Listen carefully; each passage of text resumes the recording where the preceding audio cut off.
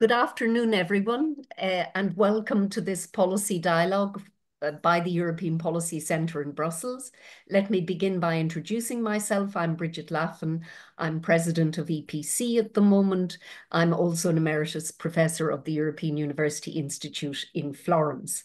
And today we will revisit Brexit, and EPC was one of the Brussels think tanks that did considerable work on Brexit during those long years of negotiation. We're now almost 4 years into the operation of the trade and cooperation agreement, slightly more for the withdrawal agreement. And these are the two pillars on which relations between the EU and the UK are built. Given that the UK was a member state, a former member state, one could not exaggerate the extent of the loosening of ties between the United Kingdom and the EU from a seat at the table to a very, very thin relationship based on the TCA and the WA. And the outcome of those negotiations was largely determined by the very narrow negotiating space that was left, given the red lines of both sides. No ECJ, no customs union, no single market on the UK side, no free movement. And then on the EU side, no cherry picking, an intent to protect the integrity of the single market and the institutional and legal fabric of the EU.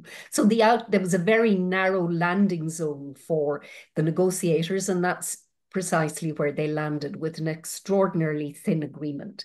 Now, we have two great speakers today to talk to us about what has happened and what might happen and what are the options for the future. And a very warm welcome to both Peter Foster and Henning Meyer. Peter Foster is the public policy editor of the Financial Times and was both the European editor of both the Daily Telegraph and the Telegraph on Sunday, and was one of the most acute observers of Brexit during the negotiations. He has also published a book, What Went Wrong with Brexit, and is responsible for the FT Brexit briefing. And what's characteristic of Peter's work is that he really has very carefully assessed the impact of Brexit on those, as he says, those who make things and move things. In other words, he's really gone down into the entrails of the impact of Brexit, but also deeply knowledgeable about the Brexit, the treaties themselves. And Henning Meyer, it's a pleasure. He is now back directing Social Europe, one of the most important and influential think tanks to look at the social dimension of European integration. But he has returned to this from 5 years in government, which again will give him a perspective both at state level and at federal level in Germany. And so I look forward very much to a rich discussion on both the political constraints, but also the options and opportunities we face. So I've asked both speakers to open 5 minutes to give a sense of their thoughts on where we are and where we might go. So Peter, if I could hand over to you, you're very welcome. And if I could hand over to you first. Thanks, Brigid, very much. Yes, we live in happy times, or happier Peter? times, when it comes to Brexit. But I think it's worth recalling that those happy times started under Rishi Sunak. Rishi Sunak had a good relationship with Ursula von der Leyen. Rishi Sunak signed the Windsor Framework Agreement on Northern Ireland, defying bits of the really kind of super sovereigntist wing of his party. And you mentioned the red lines that led to what you describe as which might be slightly unfair, extraordinarily thin deal that we've done. It's certainly extraordinarily thin relative to single market membership. And when you look at Labour's red lines, no customs union, no single market, no free movement, I think it's worth at the outset reflecting that is not that different from Boris Johnson's red line, David Frost's red line, that led to the Canada-style trade deal that we've got. So whilst the mood music is better, whilst we're heading for a summit in the first quarter of 2025, on the hard-edged bit of the rapprochement, whilst Labour talks about tearing down the barriers to trade, what it's said that it actually wants to do doesn't really amount to that. And I think expectations for the reset, if that's indeed what we should call it, there are people in Brussels certainly who question whether it's really so much of a reset if the red lines are so similar. We ought to be realistic about where that leaves. And even if you take at face value what Labour said it wanted to do in its manifesto, it was only a veterinary deal, which would be good for that bit of the economy that moves and makes foodstuffs, particularly for the UK side. A deal on musicians, so not a youth mobility deal, a deal on musicians which they've already been told, like the Tory government was told, is not possible because it cuts across single market aspects of cabotage, the number of stops you can make in your lorry in each truck, and aspects, of course, of placing services on the market. And then the third element, the mutual recognition of professional qualifications. And we know there's provision for that in the Trade and Cooperation Agreement, similar provision in the Canadian Agreement, and we know it took them 9 rounds of negotiation to do one deal on architects. And if you don't have a deep mobility piece, then there's a limit to what you could expect even from an MRPQ's deal. So with that in mind, what do we think is possible, and why do we think we've reached the point already, I think, where the relationship reset is starting to remind me worryingly of 2017, where the British government spent quite a lot of time, Raoul Ruparel told the UK to Changing Europe's oral history project is the biggest problem is we spent so much time arguing amongst ourselves about what we wanted. Well, that process is kind of going on now in Whitehall as well. The Labour government is not completely unified on its position on the youth mobility deal, which we know is important to baiting the hook on the European side. There are discussions ongoing about carbon border taxes, about the extent to which there should be alignment. And whilst that is going on, of course, the European Commission is getting its ducks in a row, holding seminars with member states, locking down files, putting out grievance procedures on the dreaded sand eels, which is, of course, one of the elements of the fishing fight that is to come, which is, of course, linked to energy trading in the TCA. And when you frame it in that way, I think at this point, never say never, but at this point, I think the thing we ought to be asking ourselves is how do we avoid this reset becoming really quite limited? The negative view, I think, is that we have a summit, we have a nice cozy talking shop where all the securocrats and the diplomats can get and have a nice dinner. They can look unified, but on the tough stuff, on the stuff that actually makes a difference to the trading relationship, to our shared goals on net zero and meeting the Ostend declarations, to generate 300 gigawatts of wind in the North Sea by 2050. On that stuff, I think we need to see more ambition, and we need to think about how we get this conversation to look at the relationship in the round and not end up with a rerun of 2017 where the Commission and the Working Party says, well, your red lines are pretty much the same. You might be slightly less slightly less hard over on the ECJ, but fundamentally you're in the same place. And I think that is a difficult thing to do. I think it's a difficult thing to do because the structure of the Commission, where it seeks a mandate from the Council and has to lock down the mandate with the 27, makes it quite difficult to be flexible and expansive. And then on the UK side, you have a Labour government which hasn't really arrived in office by making difficult arguments to the public. It was elected with a big majority, but quite thin majorities in a lot of seats. It's worried about the impact of reform, Nigel Farage's anti-immigration party, populist right-wing party. And I think all of those put significant pressures, perhaps more pressure on the UK side than is perhaps always understood on the European side about the extent to which they can accommodate some of those European asks. So I'll stop there, Brigid, but I think, it's not a dead duck yet. But if we're not careful, it's going to end up being a slightly underwhelming reset. Because listening to you, it sounds more like continuity Sunak rather than reset, reboot, I think, in terms of what Well, you've said. Yeah, I mean, I think remember Liz Truss, I think it was, who took us back into the North Sea Energy Cooperation arrangement. David Frost talked about youth mobility deals, doing better mobility deals. Obviously, he tried to do them bilaterally. The Windsor framework was done by Rishi Sunak.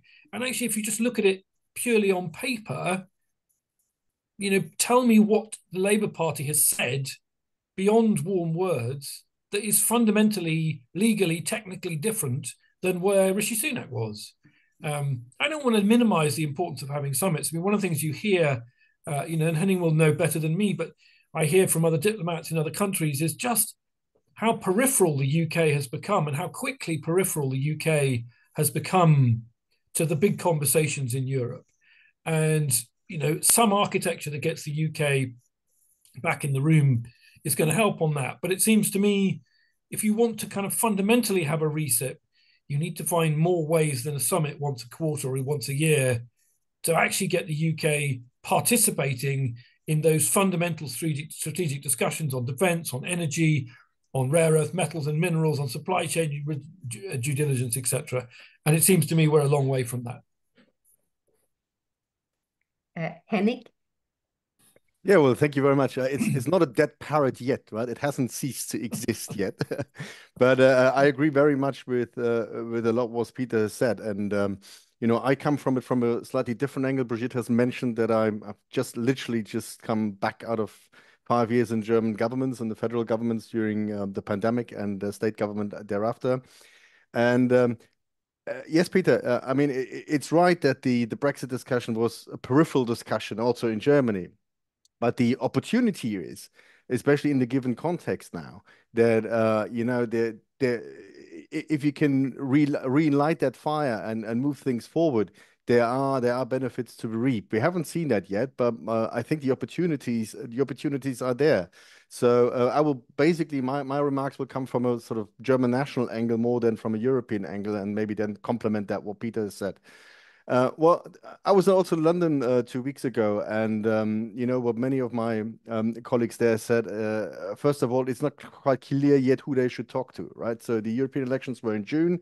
The hearings for the new commission are actually literally starting today. So the new commission hasn't been formed yet. So there is some insecurity about what the shape of the next commission will be. There obviously has been gaining support of the far right as well. So the political dynamics, I think, in the EU, it's not quite clear yet how that will fall. But so there is some insecurity at this end. Also, I mean, if you look at the UK election, that took place in July, and by Keir Starmer's own admission, the first 100 days were choppy. And now with the budget in the aftermath of the budget, I think the domestic agenda is very much at the forefront as far as I can see in the UK debate. So there might be an agenda issue here as well. And as Peter has mentioned, given the red lines that are not very different from what we've seen before, it's very hard to see how beyond the change in tone, substantial progress can be made in any of the major areas. Having said that, I think there has been renewed activity on the bilateral level, and especially with Germany. I mean, if you look at David Lammy, literally after the first cabinet meeting, jumped on a plane and flew to Berlin. That was his first trip as foreign secretary, and he not only visited Annalena Baerbock in the German Foreign Office, but also went to the Chancellor's office. So it was very clear that there is sort of a big interest in trying to turn the page on Brexit. I think from a German perspective, you can say that, and move onto something that is more productive going forward. Because the discussion about Brexit from a very German perspective has been seen as very sort of backward looking, and the perception was there's not much to be gained. I think that has changed. So where with the new tone and the new government, there is maybe an opportunity to turn the page, and these bilateral activities have been part of that. Obviously, at the end of October, we had the Trinity House Agreement that was already signed. by the German and the UK defense ministers. This has had some spillover into trade and investment as well. I mean, it's no mean feat that Rheinmetall is opening a factory, you know, an investment, 500 million pounds worth of investment volume, promising more than 400 jobs. I mean, it's a start, right? So it's one of the elements where you can see there is renewed activity. Obviously, from a German point of view, this is what David Lammy agreed and what Keir Starmer agreed with Olaf Scholz when he was in Berlin later on, that this is only the first step on the way to a much wider bilateral treaty, which is meant to be signed early next year, which mentions a lot of the priorities that you could also see in the political guidelines. You know, youth mobility schemes, security, youth and education, people-to-people contacts, and so on and so forth. So there is activity, and at the moment, the foreign offices and also the chancellor's offices and the cabinet office are actively working on that. So whereas, you know, the political context might not have been conducive yet to substantial progress on the UK-EU level, you might argue that on a bilateral level, at least with Germany, there has been some renewed activity that could set the scene for a spillover effect onto the European level as well. And let me just conclude with a few final remarks. You know, this is basically just accepting the existing framework. The declaration by Scholz and Keir Starmer actually said this is all happening in full accordance with Germany's membership in the EU and in full accordance with the UK's relationship with the EU. So the red lines are accepted, but the approach has been, let's see what we can do within these red lines, whether we can shift and move things forward within the red lines, at least give it a go. And there are also some external and internal political developments that might impact how the dynamics unfold. I mean, it's everybody's guess what's going to happen in the United States tomorrow. So depending on the outcome of that election, the transatlantic relationship for both the EU and the UK might change quite dramatically. And that might change the dynamics going forward. And from a German point of view as well, you know, there is internal instability in the German government. So if there's no election in next September, but the government, you know, if there's a governmental change before then, that might disrupt the dynamics also for the bilateral relationship, because then it would not be very high on the agenda to conclude the negotiations by, I think, early summer next year. So in a positive scenario, we'll have, you know, new activity on a bilateral level that could hopefully create positive spillovers onto the European level. But I think that kind of tentative activity is very much subject to political dynamics that we don't quite know yet. So the jury is very much out where this is going. It's too early to tell, but at least in this area, I see a bit of improvement. Peter, can I ask you about bilateralism in terms of the strategy of the UK? Traditionally, the UK was seen as someone who liked to play, even as a member state, liked to play member states off against the other, develop either coalitions of the willing or blocking coalitions. But do you think bilateralism is a strategy in terms of UK relations with continental Europe now? And if yes, to what extent and how will it operate? And then I will come back to a question on defence and security, but I think we should tease out the availability of a bilateral route that might underpin the multilateral relationship with the EU. So I think, you know, the two strategies are in concert. I think this government are aware, and the advisors in this government are very aware, that a divide and rule strategy backfires and is counterproductive. Where they can do and deepen bilateral relationships, why not? But actually, we did see in the initial outreach to Berlin at Number 10 briefing that it was going to be about improved market access, which immediately raised hackles in Brussels. And I think you could look at the bilateral engagement with Germany as really a reflection in some ways of the paucity or the shallowness of the attempted engagement at a multilateral level. I mean, one interesting kind of question that flows from that is, you remember when the youth mobility mandate was cooked up and the Commission said to the member states, look, we accept legally this is a member state competence, but we'll do better if we do it together. and don't do bilateral deals with the UK. And the Germans and the Spanish and the Swedes and others were very keen and are very keen to do those deals. They want mobility deals.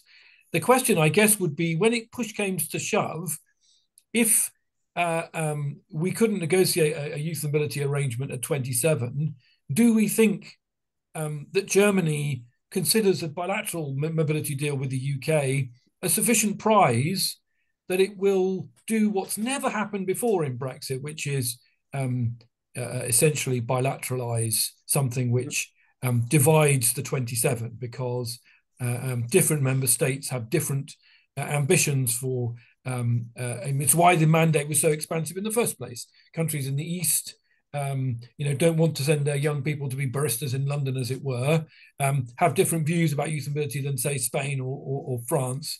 And therefore, the easiest way to reconcile those internal dynamics was to have this very expansive mandate. And actually, if the UK was more ambitious, it would pose many more difficult questions for the Commission than it had so far, which has in some ways made it very easy for the Commission by just saying, we don't want a youth mobility deal. We don't want anything beyond our three asks, at least in public.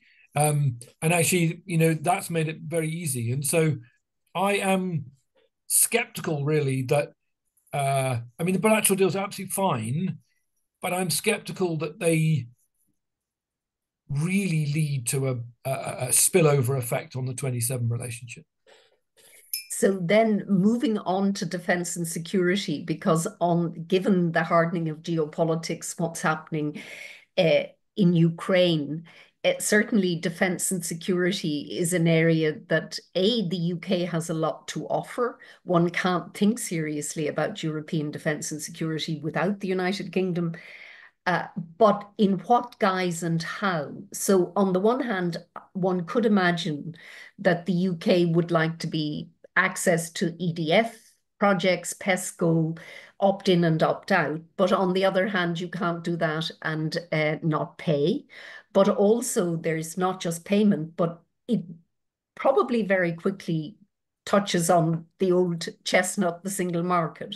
So what are one has to say that in terms of if we're serious about European military capability, and in my view, regardless of what happens in the election in the United States tomorrow, Europe will be confronted with demands on the security and defense side, more acute if it's Trump. But I don't think that pivot to Asia is gone, or that the US is not shifting its perspective. So, Henning, if I begin with you on defense and security and then back to Peter, does this offer options for the future for closer cooperation, collaboration? Well, at least the German government clearly sees it that way. Otherwise, Pistorius would have not come to sign the agreement very early on. As you know, in Germany we had a 100 billion special fund for rearmament, right? So, and the security architecture makes it, in my view, makes it a necessity to find ways to improve the relationships with the UK on all sorts of levels that play into that. But before I come back to that, let me make a point to Peter's comment.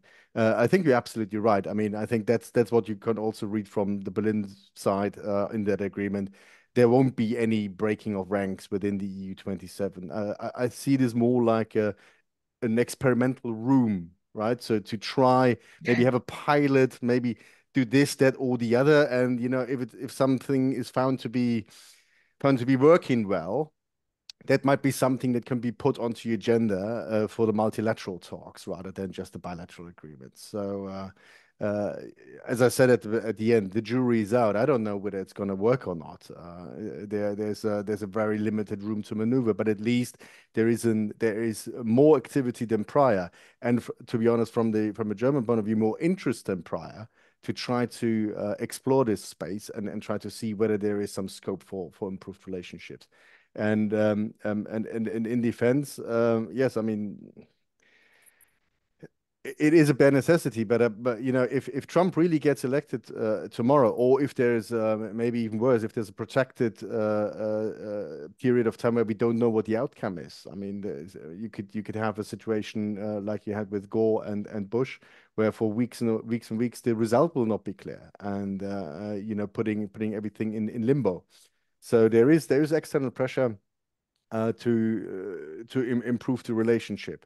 And you know, this is just one investment now by a German armament company in the UK, but I think it can show the way. I mean, in most cases, the financial policy, the question of how this is all going to be financed simply hasn't been answered yet. So neither on the European level nor on the national levels. I mean, what is happening in Germany once the 100 billion is running out? That's not going to take very long. So there are a lot of questions left to be answered. But as you said, the framework must be. I mean, there's really no alternative there, that any security architecture in Europe needs to include the UK in a meaningful way. Peter? Again, I would just put it in context. You know, European security is fundamentally underwritten by the United States, not by the United Kingdom. You have difficult dynamics in terms of the procurement side. The French have always wanted to do their own thing. You know, we have 2 Generation 5 fighter programs, the UK one with Italy and Japan, and maybe the Saudis, and the Franco-German one, which isn't really going anywhere.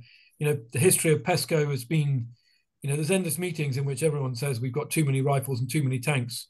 But when you come down to the rationalization, does anybody really do much about it? Sanctions were done post-Ukraine invasion, you know, via a different piece of architecture. And so the security relationship is fundamentally underwritten by NATO and G7.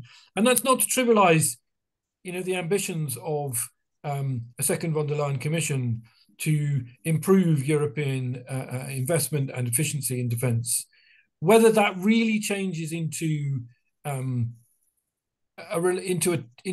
change in the relationship that actually fundamentally alters the architecture of the relationship, I'm skeptical. I think there are member states that are very clear. They don't want the defence relationship to be a backdoor into bleeding single market competencies.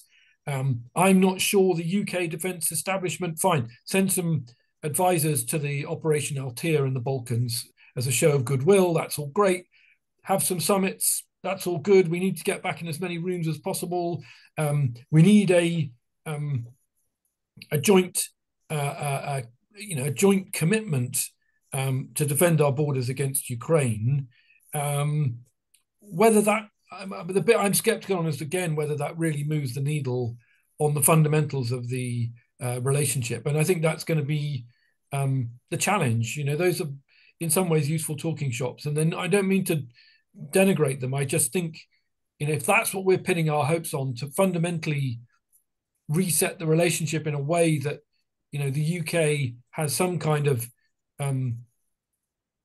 ancillary seat at the table, I suspect we're going to end up being disappointed. I mean, it is being framed as strengthening the European arm of NATO, right? So it's not necessarily framed as an EU matter. So and that's very clear what Pistorius also said. Yeah. And it could well be, in the end, as Henning asked about who's going to finance this, it may, in the end, at some future date, end up with collective borrowing again. Now, that's not on the agenda, not on the table at the moment, but this is going to cost, strengthening the European pillar of NATO is going to cost a lot of money that has to be financed in some way or other. So there could well be a collective borrowing dimension to this at some future date. Can we move back to good old trade and economic exchange and to the 2026 review of the TCA? Now, that is formally a review of the implementation of the TCA. That's what it says on the tin. But of course, reviews can be more or less ambitious, narrower or wider in terms of scope. So what prospects are there within the TCA for movement in some areas? And of course, from an EU perspective, they were very concerned because of the common fisheries policy and access of the fishing states to British waters or UK waters. They tied it nicely into energy, so that, I mean, there's, if you don't give fish, you're not going to get energy, etc., etc. So, Peter, can I ask, in terms of what's that review likely to look like? It'll be scoped in 2025. And I think that goes back to my really original opening remarks, Brigid, which is about how you frame the discussion. Because, as you say, there's a big range of possibilities that we might see from that review. It can be the kind of current place, which is, this is an implementation review. This is just looking at specialized committees, looking at where we could do things that are in there better. You take the energy and fish trade-off. There is no legal linkage. It's a kind of temporal linkage that was deliberately inserted by Michel Barnier. We need to resolve the fish thing early. I say we in that context, I think meaning the UK. We need to ensure that the whole thing doesn't get bogged down on fish. There was a letter recently written by both UK and European Union companies involved in the interconnectors and investment in North Sea wind. Now, the UK is signed up to the Ostend Declaration, 120 gigawatts by 2030, 300 gigawatts of North Sea wind by 2050. That's us, Northern European states, Norway, etc. And so those companies wrote to the Commission on both sides, and to the British government too, and to energy ministers in Europe, and said, look, if we don't sort out access to the internal energy market for the UK, you're not going to get the levels of investment you need in those interconnectors and in those North Sea wind farms to deliver the level of the volume of green electricity that we need for our shared ambitions to reach net zero. And failure on that means higher prices and more carbon, more thermal for European and consumers, and for British ones too. The loose volume coupling, which no one seems to understand, least of all me, arrangement that was put into the TCA doesn't work, has never worked, and no one I can find thinks it's going to work. And so there's an example of where, if you could get beyond fish, if you could actually find a way to frame the discussion where the British side are not on their defensiveness, no market, no customs union, no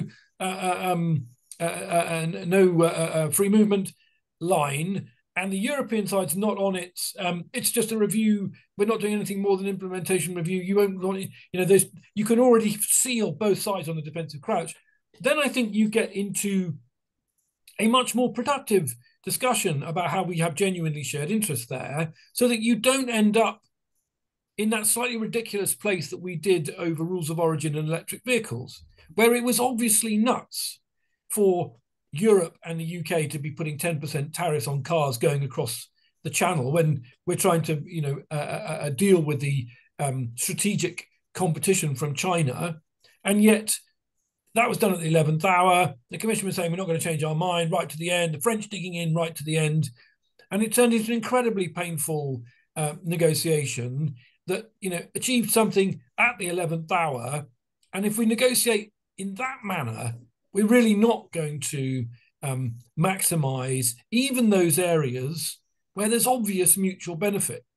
And I think, what I was trying to say right at the start was that the way even this pre-negotiation has got off, the foot on which it's got off, doesn't inspire you with much confidence, I think. It feels very familiar, very safe for both sides.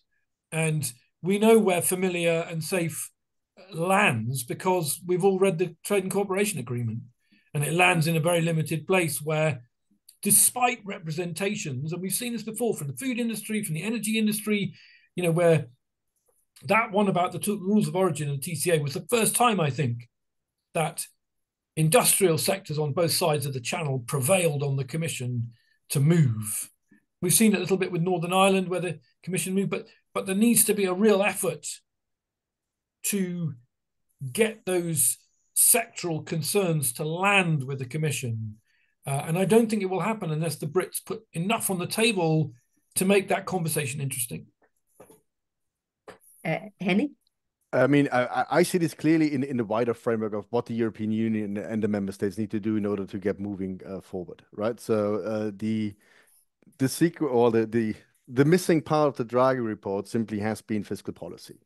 So I mean that has been a clear omission. I mean Rachel Reeves has now changed fiscal policy to quite a significant extent in the UK, but without joint borrowing, without massive investment, there is literally no feasible way for the European Union and the member states to either go for for the defense requirements, for the transformation requirements. I mean, we've been in the situation now so many times that the investment needs have been quantified over and over again. So we broadly know how much is being needed in on national level as well as on a European level.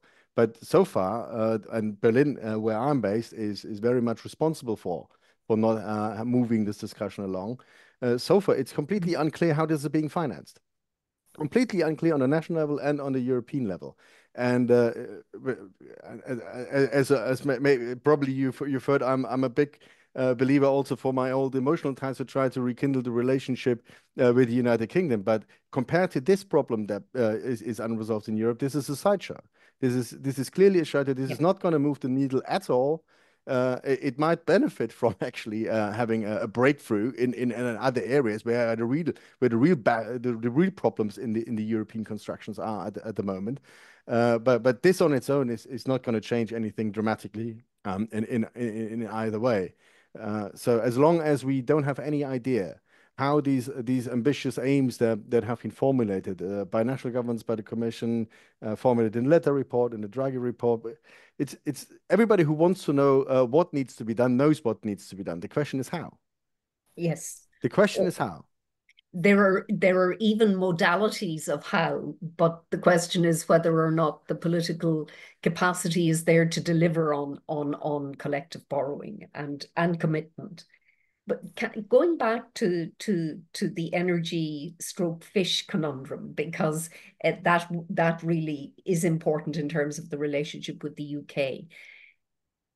I suspect that the EU thinks that its bottom line on fish is we must maintain what we already have rather than ceding more to the UK in terms of the UK's own territorial waters in terms of the fish catch. So if the EU is probably, and particularly the French, will want the status quo on fish at a minimum. It's not going to get better, but it will want the status quo. Given that fish is not, it's clearly symbolic and politically very tricky for a UK government, but it's not economically important. If the UK concedes that in time next year, then it does open the way for the more measured debate around energy, which is a win-win for both sides. And we shouldn't underestimate the extent of the links. I mean, the UK was a member of ETS and those technical sector links are still strong in terms of the people involved, that you could do something serious on energy. Or is that pie in the sky, Peter? I often think that the European side thinks that the UK side doesn't have politics, just like the UK side. I mean, you could make the same argument. How much is French scallop fishermen in part of French GDP? It was interesting, wasn't it, that when Starmer was asked about the Sandale issue, the Brits have put bits of the Dogger Bank under protection, much to the delight of green NGOs, much to the fury of countries that rely on fishing sand eels on the Dogger Bank, and Starmer was immediately digging in. So I don't know whether this is where I think it gets very tricky. To use a fishing metaphor, the UK looks to kind of bait the hook, but then is it going to give away fish until it knows what it's going to get in return for the fish? And so you then very quickly get back into an iterative negotiation, which is painful and limited. And I'm not sure. I mean, there's a question of Gibraltar that needs fixing as well, in order to kind of clear the way for a much deeper negotiation. And it sort of feels to me like we've really already sort of accepted that, on the UK side, this is what it looks like from afar. And I'm sure the government minister will come running on and scream and say this is not true. But from what you hear and what you see, it just doesn't look terribly ambitious. And that kind of, look, let's push a load of stuff onto the table, youth mobility, let's find a way of financing Erasmus that doesn't leave the UK massively out of pocket. That's not the way this has been framed. And so I think the danger is that, as always, the discussion on fish is time consuming, ultimately, not massively important, but politically oversized. And I just don't, I mean, I hope I'm wrong, but I'm not sure why that should be different this time, given the way the Brits are approaching it, given the size of the prize that's being put on the table by both sides. So, Henning argues that the review of the TCA in the context of all that's facing the EU is relatively minor, and that's absolutely correct. And Peter is saying that, well, it's stacking up to be complex again, difficult again, and one can see almost a rerun of the TCA negotiations again. So I'm just checking. There is a question on Q&A, which I shall just... So from Paul Taylor, Peter, how does Peter rate the prospect of Keir Starmer softening or dropping any of Labour's red lines, given the majority UK public view that Brexit was a mistake and has gone badly, and within what time frame might that happen? That's a presumptive end to that question. I think personally, it's unlikely. I'm a policy correspondent, not a political correspondent. So what I've got to say comes with that caveat. I think that if you look at the way this government came to power, if you look at its reaction to the youth mobility deal, I was working that night when it came out, and they immediately came out and said, we're not going to have a youth mobility deal. And Yvette Cooper, the Home Secretary, the Home Interior Minister, is on the radio saying, we don't want a youth mobility deal because it's just not the way we want to control migration. We want to know who's coming in, why they're coming in. Insofar as we are going to have migration labour, it will be allied to our skills trainings programme, which is a kind of Britain first type approach. So philosophically, politically, whilst I'm sure Nick Thomas-Symonds wants to be able to offer a proper youth mobility deal to the EU, and there are other government ministers that do too, the political temperature in the UK, the debate this morning has all been about migration and small boats. Morgan McSweeney, who's very influential on the political strategy, is there telling Labour MPs they have to talk about migration, and we're not going to win the election if we don't bring migration down. Now, when you set that question against that framing, the argument that they're going to get to the middle of the Parliament, the Office for Budget Responsibility, which is our independent economic forecaster, its predictions that it made last week after the budget turn out to be true, growth is anemic, the idea that Keir Starmer and Rachel Reeves are going to reach for the kind of EU lever and suddenly pull that by softening their red lines, I think is unlikely. The closer you get to a general election, the more the threat of reform, and who knows where the Reform Party has ended up vis-a-vis the Tories, the more the threat of reform looms over the UK political debate. And the further down the tracks you are, so that even if you've changed your mind and you start softening red lines, the dividends from doing that, economically speaking, accrue in the next parliament or the next parliament but that. And so, the political internal argument is, well, hang on, soften your red line. The right-wing press in the UK, will go nuts. We'll take a load of political flack. And the economic gains of this are small and some distance down the track. And so when you look at it from that point of view, I find, and you look at how cautious this government is, the way it was elected and the way it's behaved, I find that piece of analysis hard to accept. And it's why I think, and why I've argued, that if you were going to make a real difference to the relationship, if you were going to be ambitious, it needed to be early. It needed to be post-election, right running into the first summit in the first quarter of next year. And that, I'm afraid, it feels like that fox has already been shot. Okay.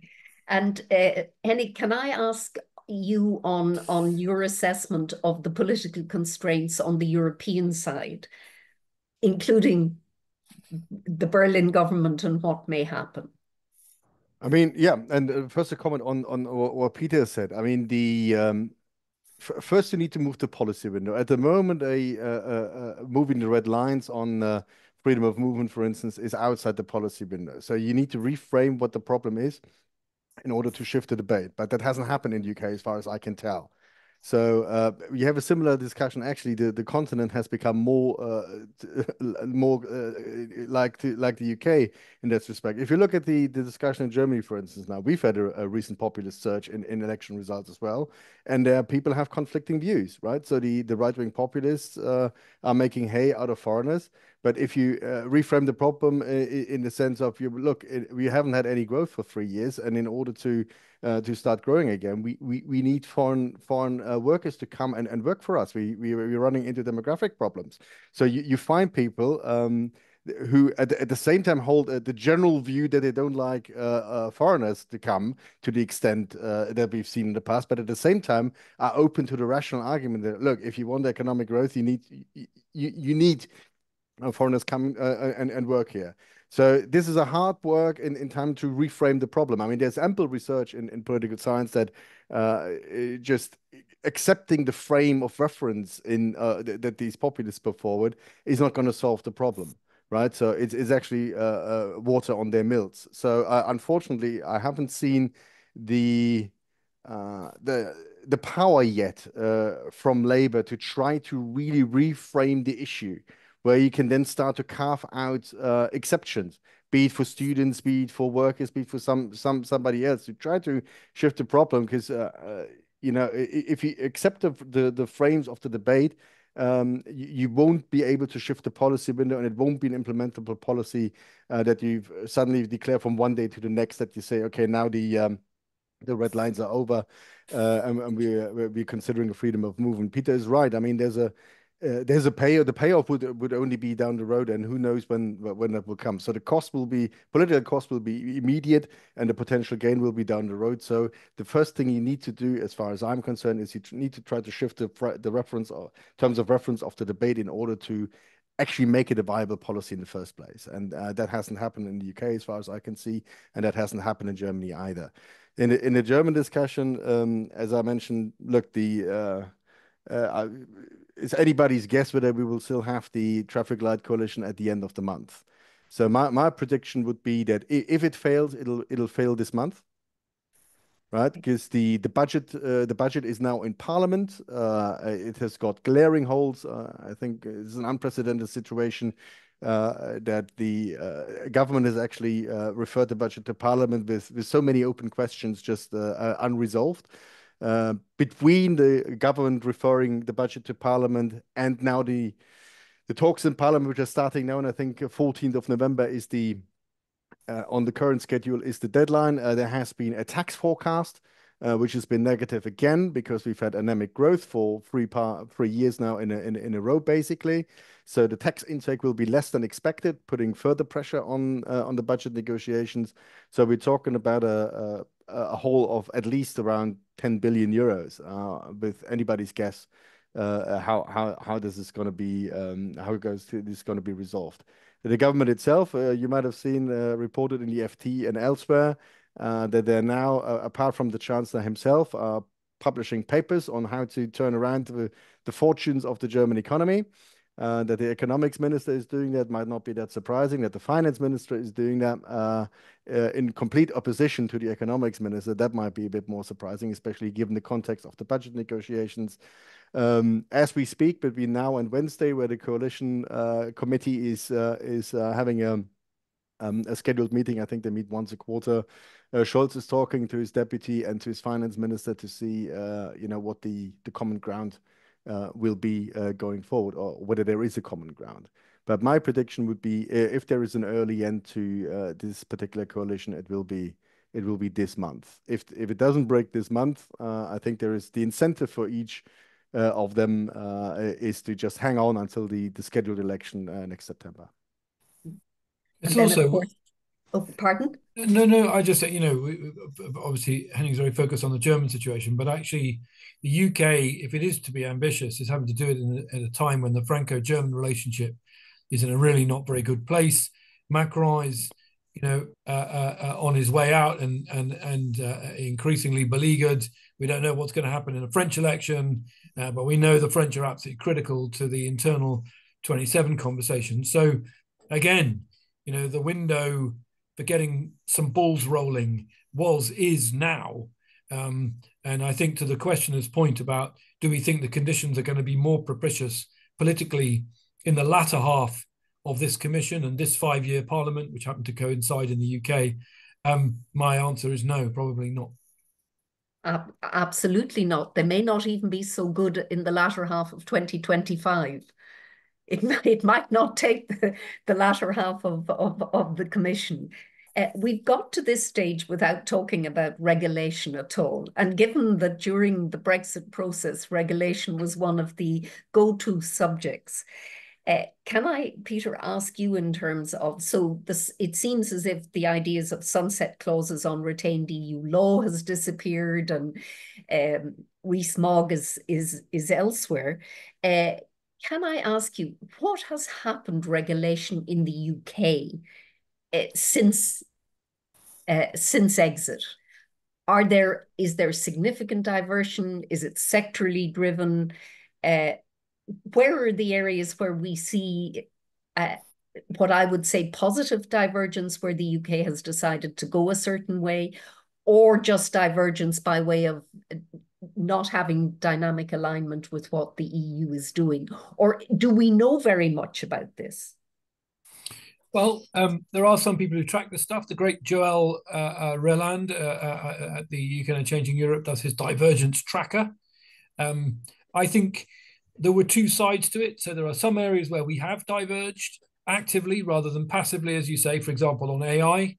The UK schema for regulating AI is very different from the European Union approach of having its 4 separate boxes depending on the category of service or activity that you're regulating. The UK one system is much more organic and dynamic in terms of asking individual regulators to tackle AI within their sectors. Depending on your point of view, that's a recipe for nimbleness and flexibility, or confusion and contradiction.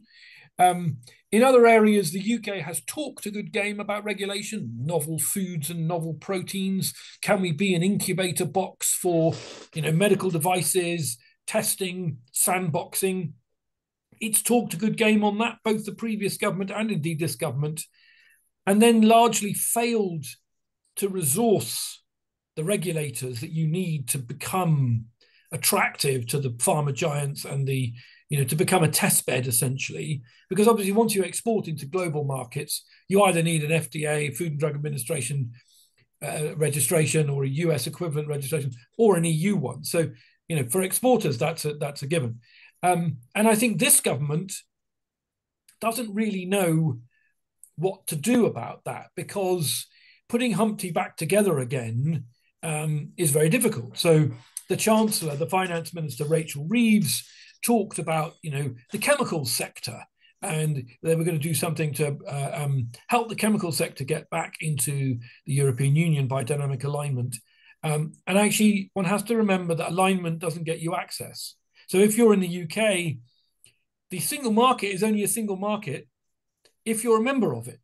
So if even like our organic directive is the same, organic teas or whatever it might be, organic foods, it's the same, but you still have to show up with a piece of paper proving you've done the same things. And actually, when you show up with a bit of paper, you get treated differently by the Italians and the Poles and the Germans and the French, right? It's not a single market when you're a third country. And so on things like chemicals, when you ask the chemical industry, well, do you want to follow reach 2, their answer is, well, no, we need to be quite careful what we wish for because that's all cost. We didn't like reach 1, but we sucked up the cost because it gave us access to the market. And so the government is finding that with stakeholders, it's not getting a yes, can we align? Because that piece of alignment is not allied to access to the single market, nor is it aligned to deeper access to the single market over time. So those companies might accept the argument for deeper regulatory alignment if the UK was fundamentally moving in a direction where over time it was looking to rejoin the single market, to rejoin the EU, etc. The government had given a clear direction of travel that the ratchet was going to be pushing the UK back towards the EU. But it hasn't done that. It's basically advertised status quo with some mitigations. And within that environment, the let's just follow the EU rules, I don't mean for exporters, I mean locally, is a much more complicated question than people perhaps assume it is. And the government's going to have to make some choices because small businesses are even now starting to wrestle with CBAM, the Carbon Border Adjustment Mechanism. I spoke to a company the other day, Brigid, who sent me an email, a company I've spoken to all through Brexit, saying, I've just heard about this new thing called CBAM. I got this email from this Polish people telling me I owed them money because I hadn't know how much carbon was in the steel in the box of the computers I'd sent to Poland to a client. All of that is going to have to start a conversation on regulatory alignment, but it's not an easy one. Henning, on regulation? I mean, one has to say there's a lot of merit to the original discussion about regulation. I think a lot of the regulation is going into the wrong direction. If you look at the AI proposed AI regulation now, this will hit small and startup companies much more than the big players. Right, so there is very little thinking through in terms of compliance. Who can actually comply with these rules? It's very clear that it's the big boys who can actually put the resources towards compliance with complicated rules or lots of staffing that is needed. But this is at the same time stifling innovation and startups. And we're having this problem across all levels of governance. I mean, maybe a shameful personal plug. Today on Social Europe, I published a longish essay that was first published in the Frankfurter Allgemeine Zeitung a month ago on how we need to reinvent the state. And my experience from 5 years in government is that even if you want to do things, we are simply incapable of delivery. And that's also a link to the UK, to the Starmer government. Delivery is key. Right, so to give you one example from the German government, the German government proposed to build 400,000 flats per year. This is not a moonshot target, right? So we built 400,000 flats per year in the 1970s. We're building less than half of them now. Why? Why do you put out quantifiable goals and miss them not by a whisker but by a country mile? So and you can move these things. There's so many examples. Online access law. Just the coordination between ministries takes 3.5 years. 3.5 years just to decide on what gets digitized and in what order.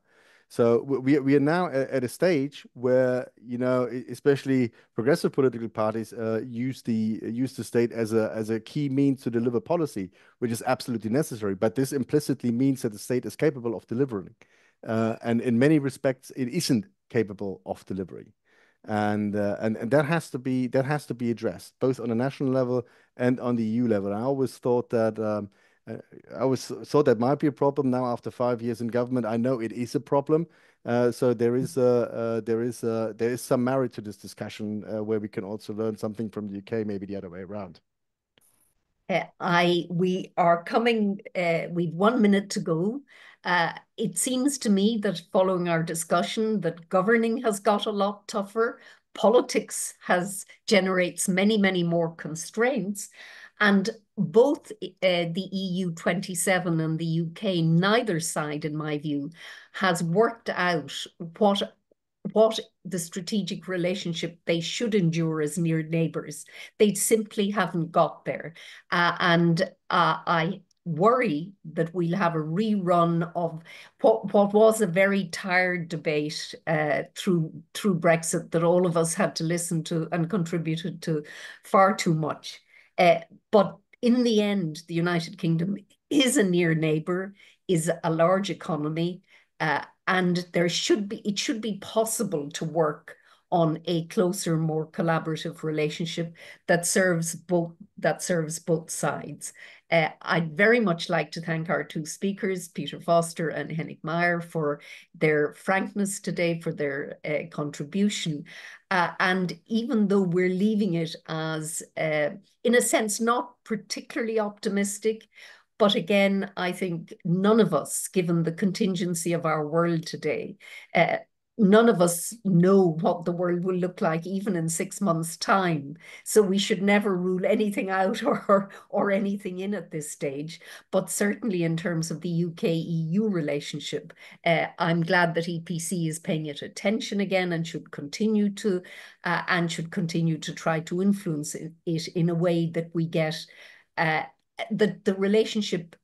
In a sense, there's a re-knitting of the relationship and not this reverse trade deal that we've experienced. So thank you both very much, and thank all of our participants.